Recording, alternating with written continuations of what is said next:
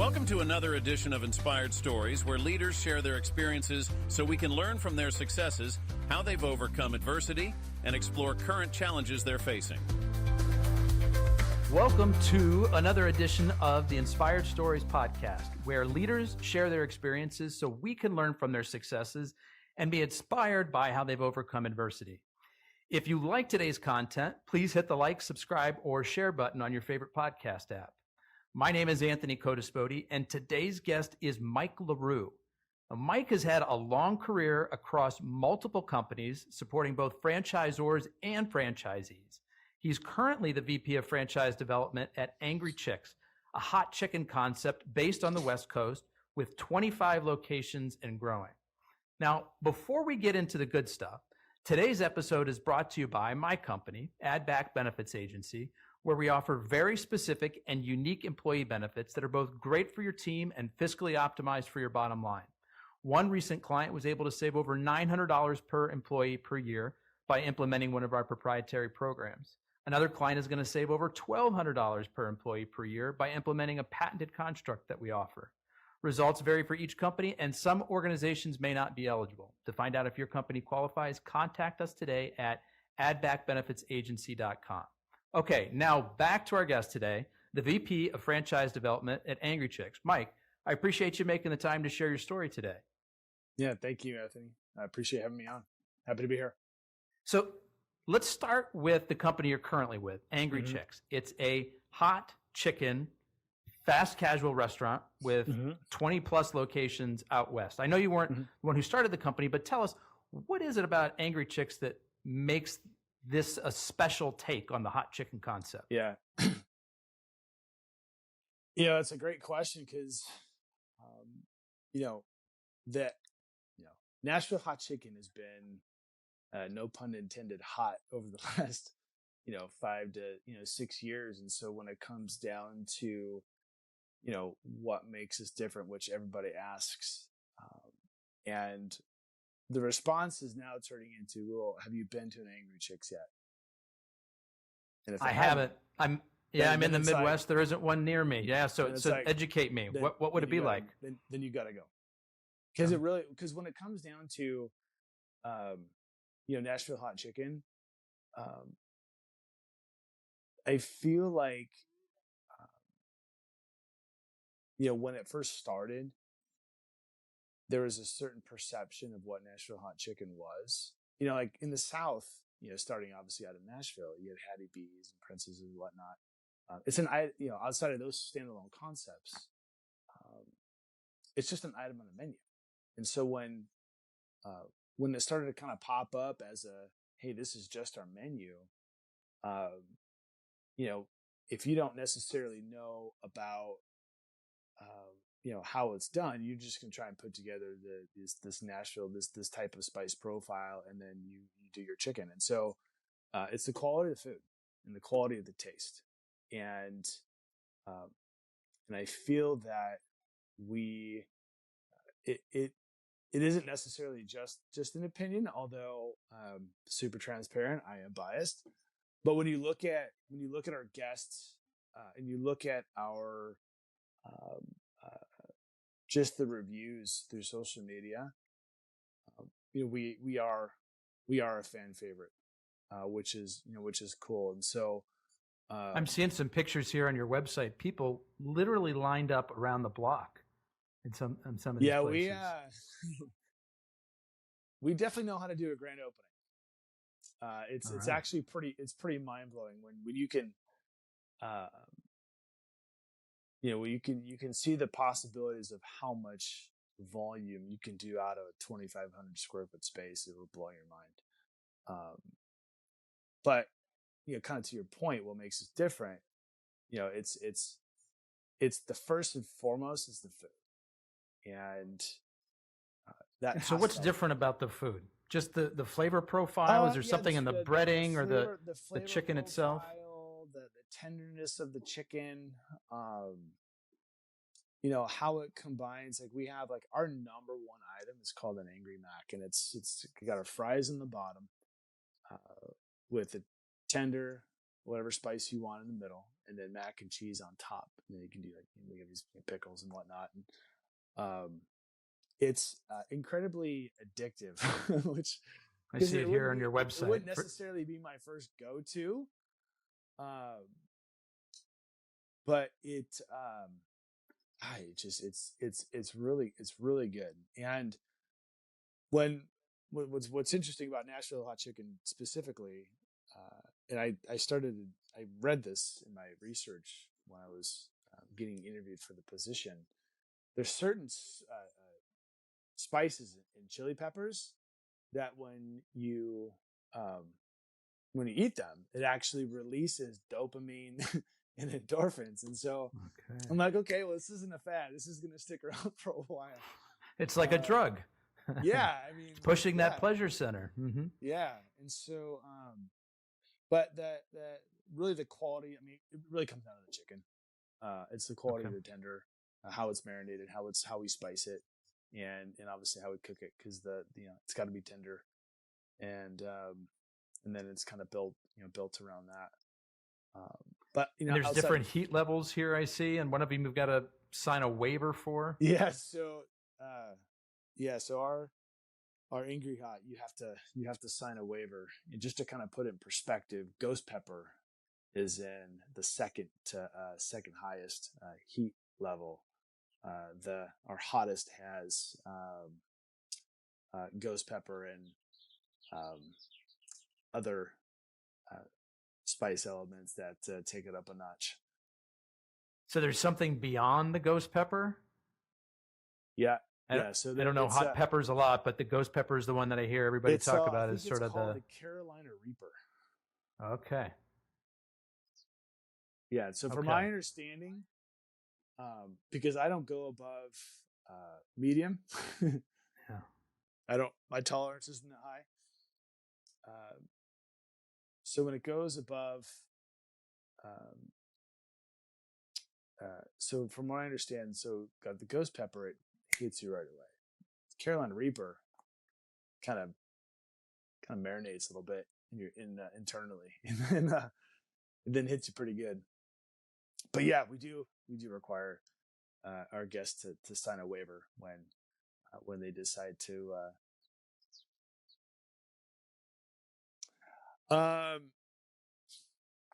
There was actually our recent grand opening.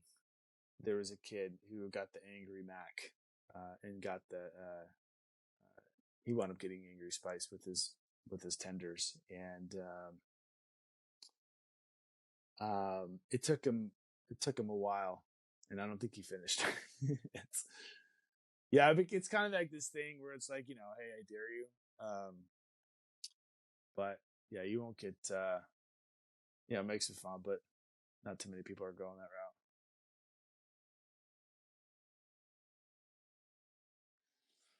So, it's funny. Our founder, when he first started, he has an incredible story, and that's it's funny. Like this podcast, I feel like there are a lot of good stories out there, especially these days, that need to be told. So he's got an incredible story. And so when he started, the first name was Angry Birds. He got a cease and desist pretty quickly. And so, yeah. And so he soon changed it to Angry Chickz. And, he, with the Z, it's funny, I never actually talked to him about this, but it was different. And that's how he kind of saw, it's like it's not necessarily angry as far as the persona being angry. It's more of the angry being like, hey, these things got a kick, type of angry. And so, throwing the Z. Yeah, exactly. Yeah, exactly.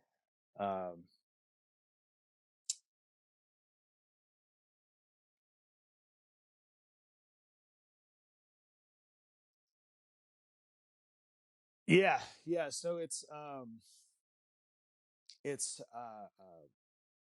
counter service. So you basically order, you come pick it up at the counter. So we're kind of I guess you call it hybrid, fast casual QSR. We do have 2 locations that are drive-throughs. So it's not necessarily the only thing we're moving forward with, because we've proven that we can do a ridiculous amount of volume in an inline space. Drive-through just happens to be another component. So from a customer experience standpoint, it's funny, we're actually going through that process now. And what I mean by that is we have a persona, within the brand.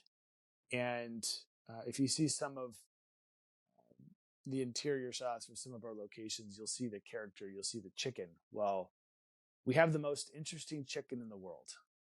And that persona around that, like the Dos Equis guy, the most interesting man in the world. Well, we have the most interesting chicken. And so we're creating this fun, this fun experience for the guests to, kind of, and again, I'm just kind of spitballing again, but you start building this relationship with this persona, and that could.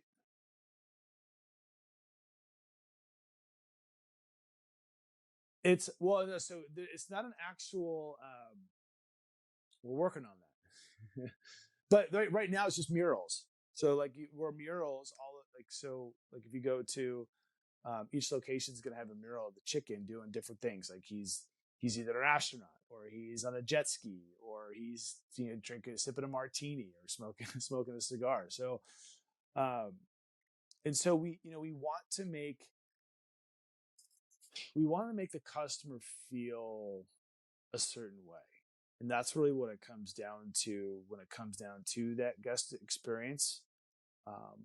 We want people to feel something, because I think these days, if you don't make that type of connection with the guest, you just become a commodity, and people go to you out of convenience versus being more intentional about, man, like I want to go to Angry Chickz. And so we want guests to feel that they're going to come in and they're going to get incredible customer service, and they're going to have life-changing chicken, and leave coming back and thinking, well, leave with the intent of, man, I want to come back. Like I just feel good being in here. And that's what we're actually, our founder, he's got a lot of cool things, but a lot of feedback that we've gotten, there's just there's no connection to the story. So like when a guest walks into the door, like it's hard to figure out what's going on. So we're actually working with the firm to develop that connection, which is cool, because he, out of the 25 locations that we have right now, I mean, it's to put it in perspective, at one point, less than 2 years ago, our founder, that there were probably 18 locations and 350 employees, and he was ops, HR, and finance. And he's just entrepreneurial grit. He's very good at opening restaurants, and had a passion when he just first started doing hot chicken. But when it comes down to scaling and how do you put those systems and processes together,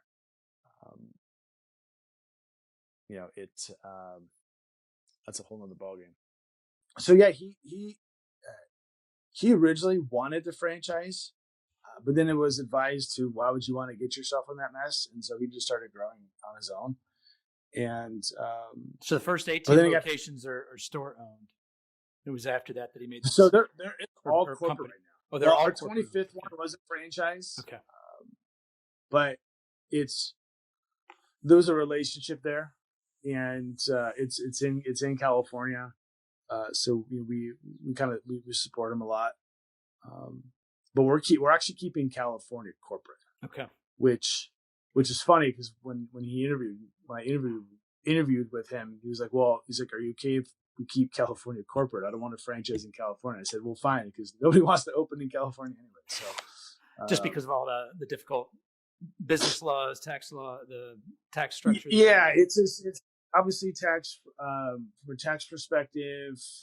It's just difficult to operate a business, and specifically with restaurants, with now with labor or minimum. The criteria of minimum wage being $20 an hour was, hey, if you're a part of a QSR and have 60 restaurants or more. But the problem with that is those who are ready to bill didn't realize that anybody else who works at a restaurant, if they have a friend who's working someplace that's getting paid $20 an hour, they're just going to leave and they're going to go there. But the other thing too is then those operators who have to pay $20 an hour, now they're cutting hours. So it's like there's nobody winning in this process. But we are very fortunate that it hasn't impacted us significantly. I mean, monetarily, it's obviously it goes up a bit, but when you look at all of our locations and what we do from a volume standpoint, it's not having a significant impact to our bottom line. So from that perspective, it was like, well, if we can prove that we have a pretty solid financial model in California, then outside of California, if it works here, it should work anywhere. Yeah, if it works here, it's going to work anywhere. Exactly. Yeah. You mentioned before that your locations are capable of really doing some great volume. Are you able to give any numbers how it compares to like a typical quick service restaurant? Yeah, so in our item 19, so our top, call it third, our AUV is about, which will equate to about 6 restaurants, but like 2.7, 2.8. We have restaurants that'll do over 3 million. And how does that compare to, say, a typical quick service, maybe another chicken concept or something similar? I feel like, and this is only going off of what I've seen through, like at the multi-unit franchise show and what other brands are kind of touting. They'll say, they'll have AUVs of like 1.5, but that only is a small sample size. Like our system-wide AUV is actually about 2 million. And you take out a few of those dogs, which are kind of some of the initial locations. Like from a dollar per square foot standpoint, we're pretty close to about $1,000 a square foot. So system wide, but we blow out a grand opening. We do grand openings well. Like I don't know, maybe someone will hit me up with this, but like just like our current record right now, we did almost 800,000 in our first 30 days. Wow. What did you do to set yourself up for success there? So we have a very cult following, which is funny because not a lot of people know who we are. But when you look at those who do know who we are, they love you. They love us. I mean, we've kind of gone under the radar. We have over 300,000 followers on Instagram, and we engage with with our followers. And so when it comes down to a grand opening, we have a pretty good way of getting people excited about what we're doing there. And so yeah, it's pretty wild. Is this the kind of thing where you get like news coverage, like helicopter flying overhead to show like the giant line that's circling around the building? No, that's just through drone. Okay. We do that internally. Okay. But it was cool. So what we did with our most recent opening up in Vacaville, California, it was a conjoint effort between us internally and what we do with our social media and how we engage with people in that area. Our PR firm did a really good job with reaching out to the community, the high schools, the PTA, the the mayor was there. And so it's really the intent is to really get the community involved, because that, when it comes down to how we want people to feel within our restaurant, it's all about creating that emotional connection. And the best way to do that is to get into your community and boots on the ground and just give. And there's not a lot of that on a consistent basis these days. And so, when cities, especially Vacaville is not I think the population is like 130,000. Now they draw in people from other cities, but a lot of these smaller cities, they love when new concepts come into town, and when you're willing to say, hey, how can we help? Like, how can we serve? What can we do to help? Make a positive impact, within the community. I mean, they become a marketing arm. That's really smart. You get with the sort of grassroots movement, people who are sort of I don't know if you want to call them influencers, but just sort of the people who know people and who are going to say good things across the community, and word spreads. And that's a great way to get started. Mm-hmm. And so, yeah. Mike, I know you come from kind of your current position's the VP of franchise development at Angry Chickz, but you've got a long and storied experience background in just sort of helping franchisees and franchisors in multiple different ventures. I'm curious if maybe we can kind of dig into this a little bit, because I'm curious, what you've seen across helping lots of different people, lots of different brands. What are some of the most common mistakes that new franchisees make? I laugh because it's just this, man. Let's say, how much time do you have? Let's just pick one or two good ones. Yeah. No, I'm kidding. So, here's, and I guess I can feel I can speak to this. So in the first call it, 7 or 8 years or so that I got into the business, it was, I worked for an organization and we did franchise sales. And, when you're compensated by bringing in, franchisee partners, and again, I was, young, didn't know any better. And when you're kind of, your performance is based off of doing deals, you're not necessarily concerned on, is this franchisee going to be around in 10 years?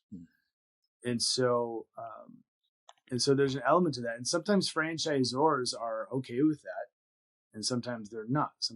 But I think, it's a lot of times brands will say they want it, but if they took the check, then, that's actually where they're at. And so, so from that point, though, I wound up starting an advisory and consulting firm, trying to figure out how do we do things differently? How can we bring some of, this is back in like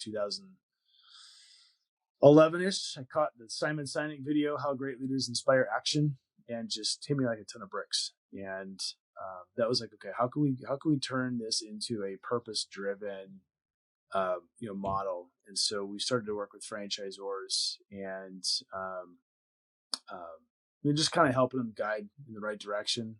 The franchise sales consultant model I couldn't figure out how to make that work.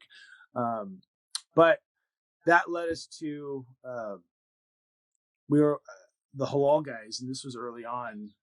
We built, a business partner at the time was a GC. We built their second franchise location, which was a group, the group we were buddies of the group that had the rights to Southern California.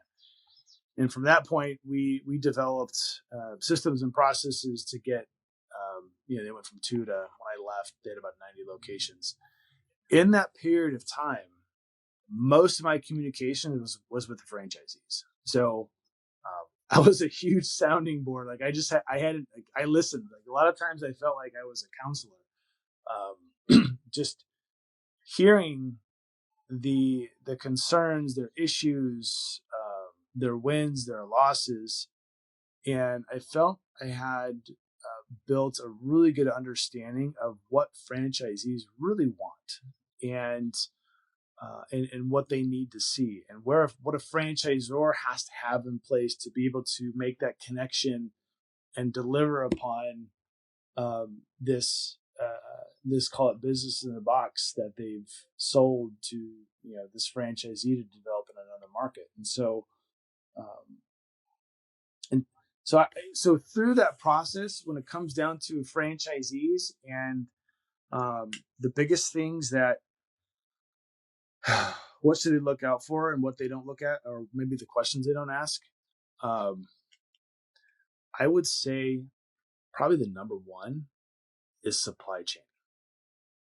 What's the supply chain strategy? Because Sysco or US Foods is not a strategy. That just means that they're going to be able to get the product from one side of the country to the other. And I guess what I mean by that is I've seen, if you have a brand that is growing in a certain market and there's a lot of press, there's a lot of hype, and there's a core section of investors and franchisees that have no problem being that early adopter and saying, hey, I think we can make this work in our market just based off of how they feel about it. Well, what happens a lot of times is that brand will start franchising, and then they do a deal 2,000 miles away, and that franchisee opens up, and all of a sudden their food costs are 12 points higher, and nobody knows what happened. And it's because they didn't figure out that, you have to have the early conversations with your distributor and what those conversations have to look like. How do you strategically plan the development of that market? And you add in freight and shipping to whatever you're shipping out there. That obviously increases your costs. So I feel like a lot of that is probably the number one question that differentiates the big multi-unit operators. That's what's important to them, to the guys who are just kind of getting in the beginning and they think, yeah, this is cool.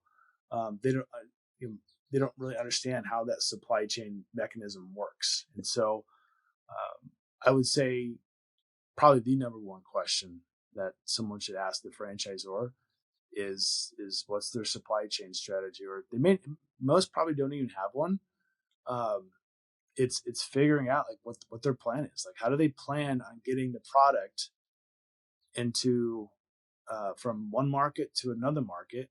And because that other market, even if it's a Sysco or US Foods, they're going to require a certain amount of volume to get the shelf space to supply you in that local market everything that you're going to need to operate the brand in the manner that's expected. And so and we've interviewed several quick service restaurants that are in the earlier stages of franchising here. And, one of the things we can see is, they're focused on one geography right now. I talked to a Harlem Shake recently, and they're, they started in Harlem in New York, and now the areas that they're looking for are up there, in the northeast part of the map. And makes a lot of sense, because like you said, you kind of need to build out that supply chain and make sure that infrastructure and your suppliers are there locally, because that freight, especially with gas prices being where they are, that freight can really add a lot in expenses. It really takes away from the bottom line. Especially when you live in Southern California, we're looking at like $5.60, $6 a gallon for gas. There's so many other ones. I think the other thing that might be, this is actually somewhat relevant now, because I do bring this up pretty early in the conversation, but as a potential franchisee looking at a brand, especially one that's starting out, is what's an exit strategy? Like, what's their exit strategy? And I'll give you a quick backstory on why I see that as important. So for me, in my position, when I'm talking to potential franchisees, that is a big topic that I want to make very clear, in the fact that, like, our founder, he has no intention of selling. And so So it's funny, when I was interviewing, I asked him the question. I go, "What's your exit strategy?" And he kind of paused, and I don't know if he was surprised by the question, but he didn't really know how to answer. And so I clarified. I go, "Well, would you be interested? Like, would you sell this? Would you sell Angry Chickz in 6 to 7, 8 years?" He goes, "Well, if my kids don't ever want to take over the business, then I would probably sell." And his kids are. But for him, he sees this as a legacy thing. If the family's interested in taking it on, he's got family involved. I mean, he's got a lot of family that are involved in the kind of the corporate restaurants, because out of all locations throughout California, he's got operating partners who are family, who are running those. And when you have that mindset of, and Simon Sinek wrote a book about it, the Infinite Game. When you have called a 100-year plan, you make decisions differently versus how do I package this up, or how do I build things in a manner that make this look attractive in 6 to 8 years. So, for example, if you have more of a 100-year plan, you're not necessarily interested in going out and seeing how fast you can get to 400 units in development. You're more interested in bringing on the right people to develop the markets. Now, it doesn't mean you're slow. I call it patiently aggressive.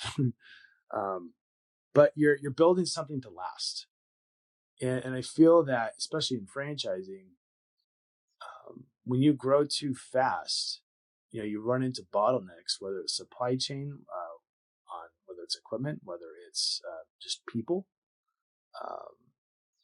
Being able to support significantly rapid growth is very, very, very difficult. And when you do that, someone's getting hurt. It's either the quality of the food, it's it takes time to make sure that you have the right people who are delivering that culture, that mission and that vision from the top. Because you have your franchisor and your head in your corporate office, but then you got the four walls, not just from a corporate restaurant standpoint, but even your franchisees, and it has to start from the top. But there's a lot of times if you can't bridge that gap between whether it's franchisor to franchisee, or even from corporate restaurant or corporate headquarters to the four walls of each restaurant, it's super difficult. It takes time. And so when you grow too fast, you lose an element. So that's why you see a lot of times with brands that grow too fast, you start seeing the quality go to crap. Yeah. So let me ask you this, Mike, for somebody who's looking for a franchise concept, they want to invest in something. They think that the Angry Chickz is interesting. What are some benefits to the Angry Chickz concept that maybe they wouldn't see with other opportunities? What's different or unique about it? Great question.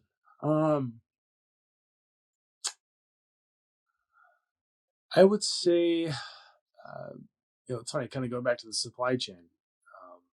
So it's funny, when I was interviewing for the concept, I found out that a good friend of mine, I call him the magician. He's been in supply chain for 40 years. He was hired in to come in and actually build the strategy. So right now, when it comes to supply chain, we're built as if we have 250 locations. So if we go in any market in the country, that discussion has already been had. So we know when we go into a market, what's the minimum threshold of what we have to develop in that market. And so when we do open in those markets, that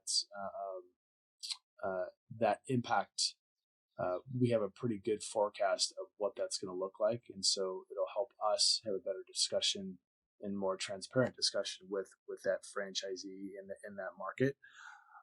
So that's helpful to understand. So you guys aren't just limited to supporting, I know California is just corporate owned, but initially I was thinking, probably just, Arizona, Nevada, Utah, some neighboring states, but you guys have already talked about, like, hey, if we get a franchisor in Atlanta that wants to open up X number of locations, that's the magic number that would make sense, and we can go ahead and start in that market.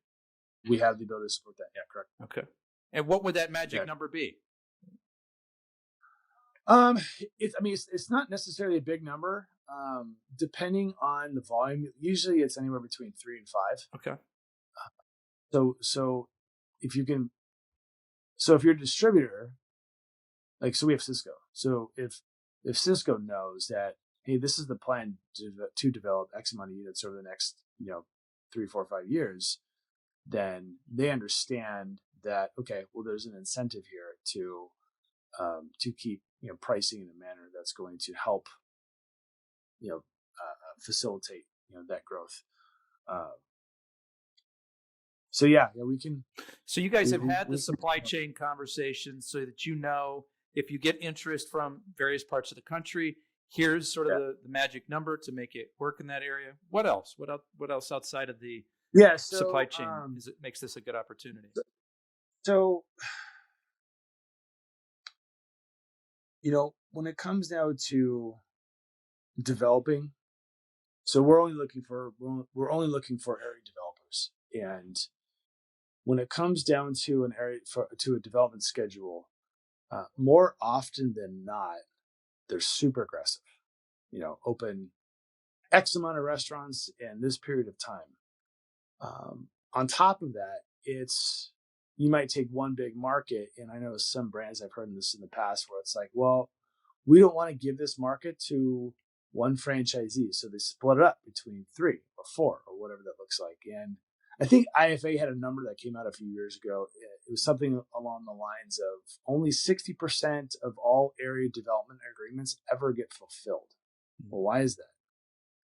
It's more often than not, a franchisee just runs out of territory to actually find and open locations that are going to align with the current, the current ones that are open.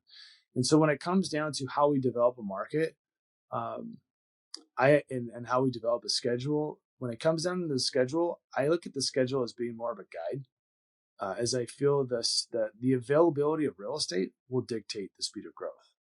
So I think a lot of franchisees will get into systems and, they get their 1 open. Now they got to start looking for 2 and 3. But if there's not the available real estate, now all of a sudden they're under pressure to find something just to fulfill their schedule. And we have more of a long-term approach. Granted, we don't want people sitting on markets. I mean, if people are submitting sites and just the market is extremely tight, we look at this as a partnership, and we want to put them in the best position to be successful. And so that doesn't mean making them, hit a development schedule just because it's contractually it's in their agreement. And so we make it flexible from the standpoint of language in the agreements that, if they're looking and they're not just sitting around, going on vacation for 3-4 months at a time, and they're actually working with us to dig up sites, then we work with them, because again, we want to put them in the best position to be successful, and we want to put the market in the best position to succeed with the brand. And so we're not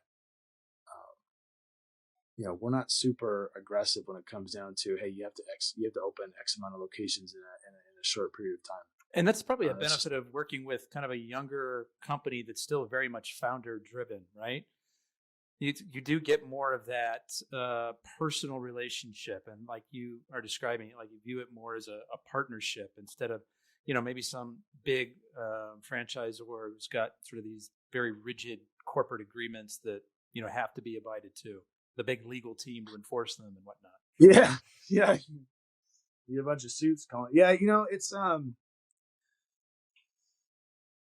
I think if it starts personal, it can always be personal, regardless of how big you get. But I think some of the big ones, kind of to your point, it's, they've done things the way they've done things because that's all they've ever done. And so pivoting from that is super difficult. Like, I get that. But we're, and our strategy might be a little different. Like, we're not looking to have, hundreds of franchisees.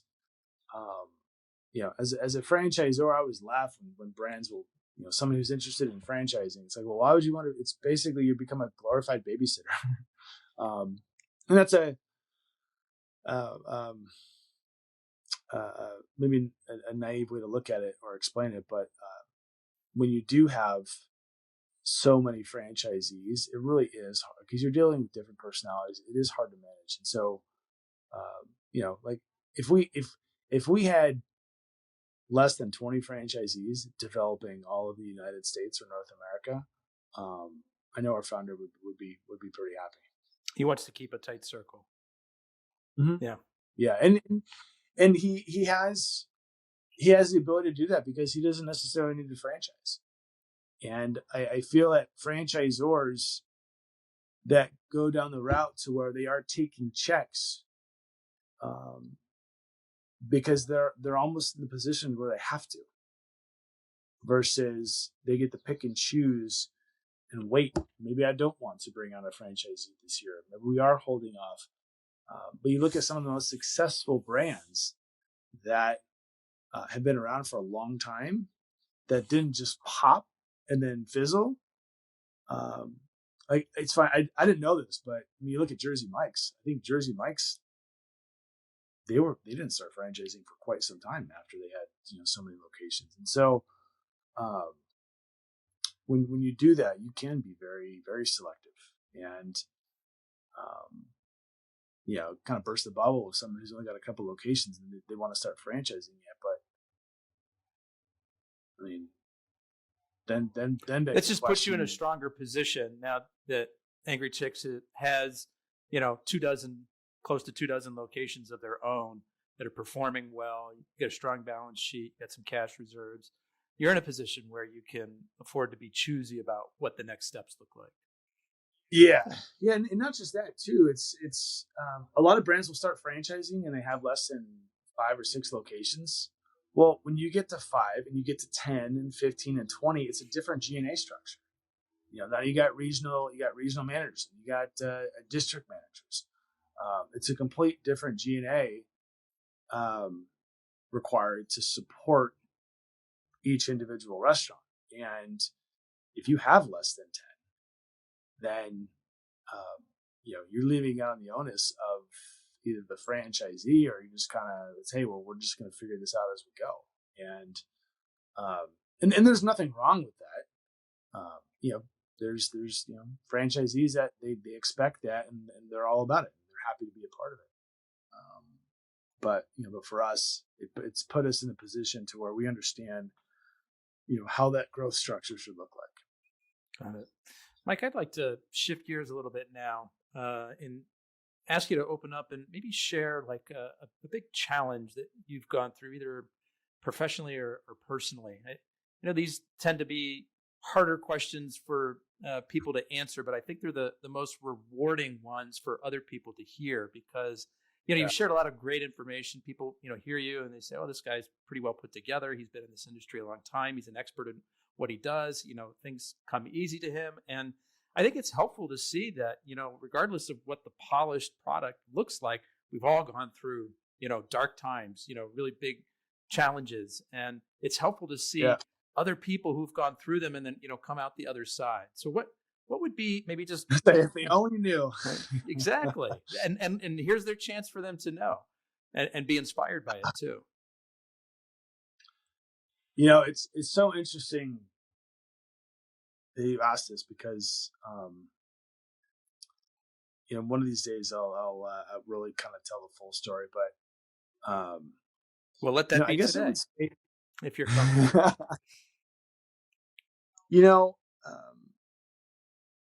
Franchisees or franchising is an interesting world. And, so when it's more, it's probably easier now to do than it was, before. But like when I started in the industry, I was, I was kind of held within the confines of the company that I worked for.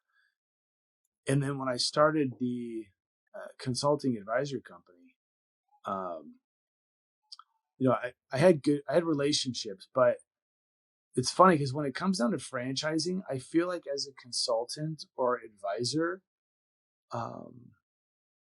regardless of whatever brand you worked with or worked for, like credibility is just gone. And again, this was me at the time. And granted, I hadn't built a track record of, hey, this is what I've done, and here's my portfolio of my work. Like I didn't have that, and so when I worked, so when we brought on, when we started working with the whole all guys, we were always behind the scenes, and so when it comes down to, maybe if I was way more active on social media, it might have been a different story. But trying to kind of find my voice, trying to figure out like where did I fit within just this industry, because I had this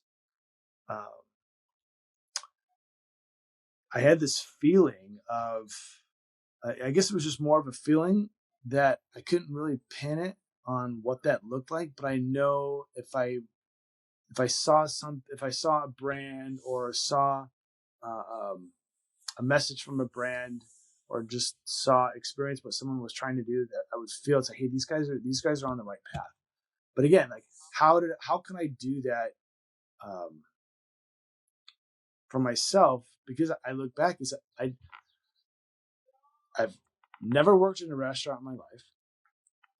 Just funny, not people know that. I can look at a P&L and know exactly what's off and probably where you need to address. But I've never worked in a restaurant. And so, from that, and not having a awesome resume that shows, hey, here's who I've worked with. From a confidence standpoint, it was hard. So going through the few years that I had, the whole all guys, and they were one of our main clients. At one point, at actually several points, they were the only client. And so it's like, man, I see all these people crushing it in the industry, and here I am, because a lot of times from an industry standpoint, you look at your peers, and it's hard to not compare of what someone else is doing, or someone else is progressing with this company. All of a sudden, they're now the chief development officer or whatever. And so it was hard because nobody knows who I am. And from that point is, well, do I have any value? Like we've done this work, but it wasn't necessarily me. Me and my business partner was a GC, and I was, in retrospect, I look back and I was learning. I was learning, and kind of building up this knowledge set that now, when I put it together with everything that I've worked on in the past, it now it's like this is who I am. I'm not just franchise sales, like, also real estate, construction, and so so for several years it was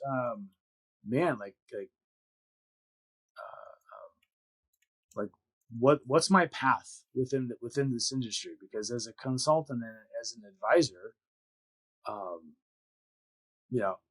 I always thought that the consultants were always the guys who, they couldn't get hired anywhere. And so they had a skill set that they could go out and just start work with others that would rather pay a retainer versus actually hiring someone.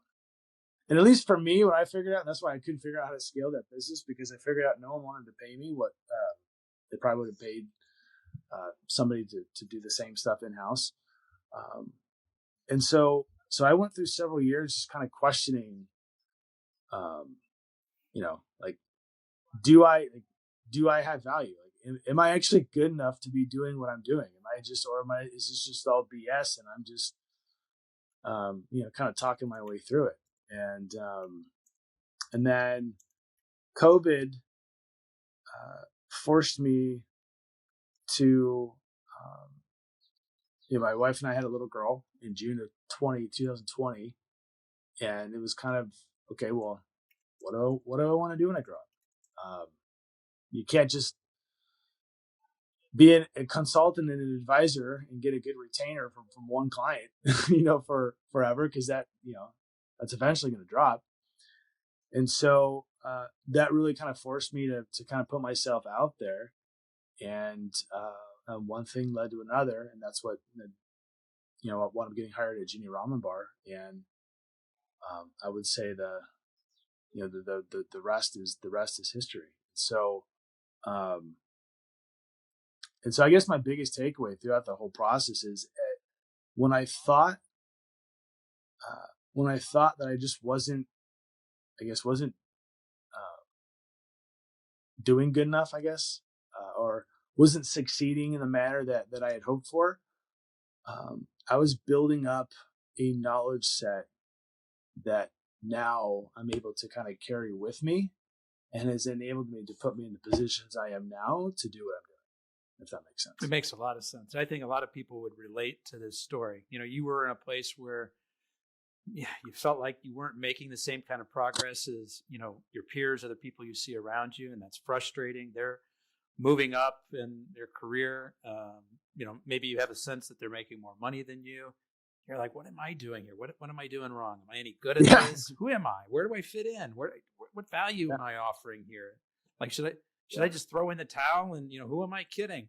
There's a lot of self-doubt, right? That's something I think a lot of us, everybody deals with, sort of those negative voices in your head. And, what I'm hearing you say is like, you kind of kept at it. It was like one foot in front of the other. And looking back, it's a little bit easier now. You can say, oh, now I can see how the dots connect. But at the time, I didn't realize I'm in sponge mode. I'm still learning. Like, yeah, when you're neck deep in it, it's hard to see that. Yeah, exactly. Yeah. And so I'm kind of curious, like some of those early days where you're questioning that, and you bring a little daughter into the world, and if you've never had kids, like that shifts your perspective in a big way, because no longer is it just I just got to take care of me. Now you got a whole new set of bills, you got a whole new set of priorities. You're this little creature is counting on you to provide for them for who knows how many more years. And so like that, I think I've seen a lot of my friends go through this, can sort of trigger like a midlife crisis. And you're like, okay, I got to do something. I got to get somewhere. And so what were some of the things that you did during those dark times when you were really questioning yourself to just one foot in front of the other? How did you encourage yourself to keep going? Because it's easy to look back now, right? And say, okay, now I can see how the dots connected. But at that time, like sometimes you just got to kick yourself in the butt and say, get up, get out of bed. I don't know what, but I'm going to do something. I'm not sure how many people will be able to resonate with this, but when I bring it back to Simon Sinek, like when I how great leaders inspire action, man, it hit me. And so, when it comes down to my, at the time, just I even like lack of knowledge, I just felt like things could be done differently. And what kind of kept me going is I wasn't afraid to share, like, this is what I believe, like this is what makes me feel good. This is what I believe that our industry could look like. But again, I didn't necessarily know how to, like, was that, like, for me at the time, it was like, well, is it franchise sales? Is it development? Like, where does that mentality fit into the life cycle of building a brand or building a career? But I was consistent with telling the story about Simon Sinek and his video and how I felt things could be done differently. whether it's even my the experience that I have with like the halal guys is understanding those franchisees' experiences, and it's like, okay, well, how can things be done differently to where they do feel a certain way. And so I stayed true to that belief, and I guess what kept me going is the I'd have conversations, and it would just kind of hit people like, man, like, you're onto something. I didn't know what that meant. Like, I couldn't put my finger on it, but it's like, yeah, that it sounds good, and things should be done differently. And I think specifically in franchising, I felt, and honestly, even to this day, like, there is a huge opportunity for people to come in on the franchise, the franchisor end, to have a different approach on how to actually build brands that are sustainable and that are more purpose driven, because you'll attract the people who believe in the same things. And so it was those conversations and that feedback of, hey, you got something there. I mean, I didn't know what it was, but it was that kind of that flicker of light, that light bulb that just that kept, there was electricity that was still on, but that kept me going. And I just I'm a huge I'm a believer. I'm in faith. You believe in God, and just how things works in different ways, and how people come into your life for certain reasons that will connect you to someone else that just kind of leads you on the path that you're supposed to be on. And that's great. That's great, Mike. I'm glad we dug a little bit deeper here, because what you're talking about is a common thread that I've heard. It's, I didn't know what was next. But I reached out to people, and I just started talking, and I just started sharing my ideas, and I started asking questions, and I was curious to see where things might lead. And when you're going through those hard times, reaching out and connecting with other people, like-minded people, supportive people who can challenge you, that can be the hardest thing to do in those moments. But I've heard it over and over again. It is the most powerful thing, because it's there that your ideas sort of start to sprout, because somebody gives you a little piece of feedback. They give you a little bit of a different way to think about it. They give you encouragement that you're onto something. And it's like that stuff eventually starts to snowball. Well, I'll add this, and I don't think I've ever told anyone this before, but I'm fine with it. So because I didn't have any credibility, especially from the franchise. So when I put my resume out there and I started working with a actually wasn't working with the recruiter. I had reached out to, so I mentioned Joe Caruso many times over the last several weeks, because I had reached out to him on LinkedIn, say, hey, what recruiters do you know? And he gave me a list. And so I spoke to one, and he loved, and again, keep in mind, I was hiring for a VP of sales position. I hadn't sold a franchise in almost 10 years, because I had been more on the just advisory, just helping on the development side of things. And so I didn't have a lot going for me when it come down to franchise sales experience, but I had the experience of what not to do very early on. But I knew the conversations that needed to be had, and I knew how to talk to franchisees and kind of resonate with what they were looking for. And so when I got into the interview process, I was by far the most cost-effective candidate because I didn't have that track record, and everyone else they were hiring was, they were requiring just these big salaries, and yeah, they had the track record, but I had something different to say, and I had a different perspective on how things should be done, and granted that my salary requirements at that time weren't aligned with the position that I was getting hired. You were offering very good value for their dollar. Yeah. but it gave me the opportunity to actually get in and now show, it's like, okay, now let's see what you got. And so it was almost like, just give me a shot. And they did. And it's, it's got me to where I'm right now, which is. Mike, I've got a couple more questions I want to ask, but I want to be respectful of your time. We had some technical difficulties early on. Do you have a little bit of extra time? Yeah, I got a few minutes. Okay. Yeah, I appreciate it. So you mentioned Simon Sinek is somebody who you've learned a great deal from. Any other mentors or books that you want to give mention to that have been particularly influential for you?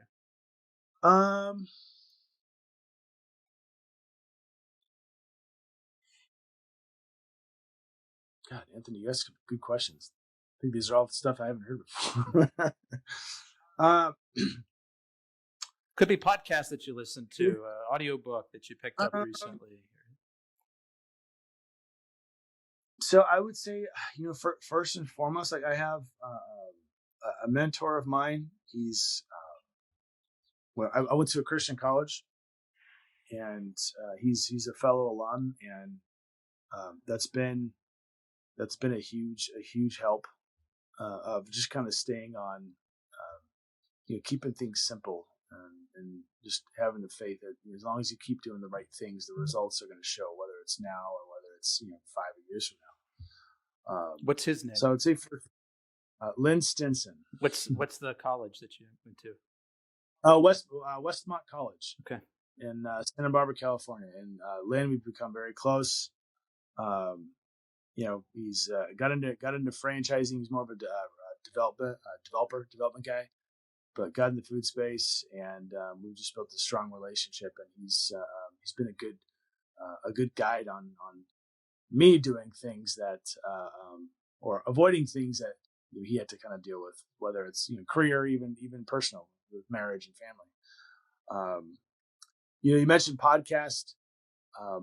I'm a big fan of Gary Vaynerchuk now, Andy Frisella, because that personality of just, for the lack of a better way to explain it, just not giving a shit, has never been me. But it always kind of pushes me.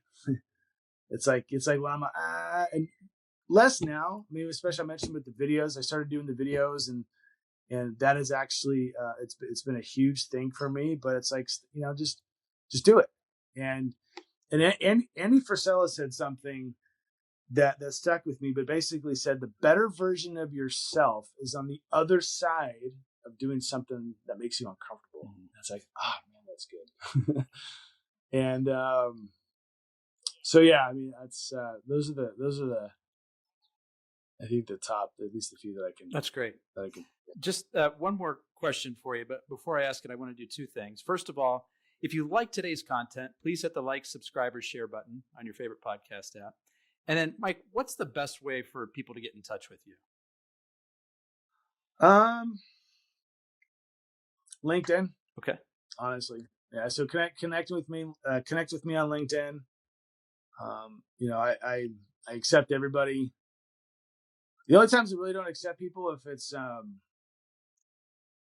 from somewhere in Southeast Asia and they have like 5 contacts and